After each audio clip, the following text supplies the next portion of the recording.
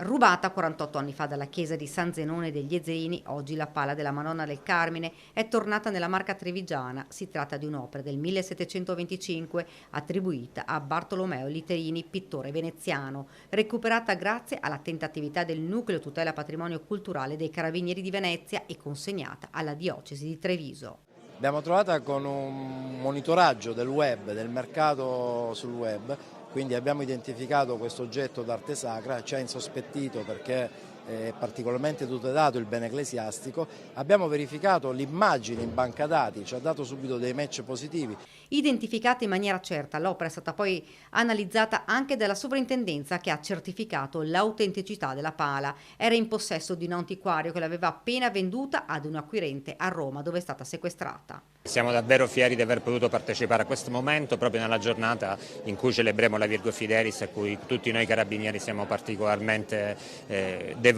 È un momento importante per noi, l'ho ricordato anche in chiesa, è il momento in cui si ricorda il binomio fra fedeltà e sacrificio che caratterizzano la nostra istituzione da oltre 2 secoli. La fedeltà alla divinità e alla nazione e il sacrificio che accompagna l'operato in pace e in guerra di tutti i carabinieri che sono caduti negli anni. Moltissime le opere recuperate negli anni. Il Comando Tutela Patrimonio Culturale è un'eccellenza in Italia e nel mondo e ha consentito il recupero da quando esiste, dal 1969, di oltre 3 milioni di beni ed è assolutamente un vanto del nostro Paese per la qualità delle loro banche dati, per le tecniche investigative che hanno sviluppato. Non a caso fa parte anche dei caschi blu della cultura e il suo contributo è richiesto in tutto il mondo. L'opera torna alla parrocchia di San Zenone degli Ezzelini dove l'intera comunità la sta attendendo. Noi abbiamo in parrocchia il santuario della Madonna della Salute, oggi è la festa della Madonna della Salute, poteva esserci un giorno più bello per una notizia così bella.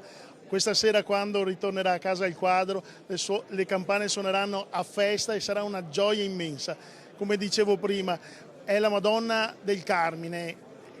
Nel nostro Veneto viene detta la Madonna che consegna le pazienze. Abbiamo atteso 48 anni, ma adesso siamo felicissimi che ritorni.